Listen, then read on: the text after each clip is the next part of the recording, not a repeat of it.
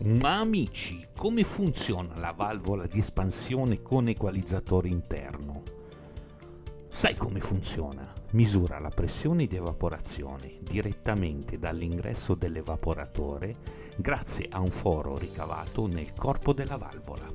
Questo segnale agisce subito sulla membrana o sul soffietto, regolando il flusso di refrigerante. Ideale per impianti piccoli con perdite di carico minime nell'evaporatore. Je t'aime.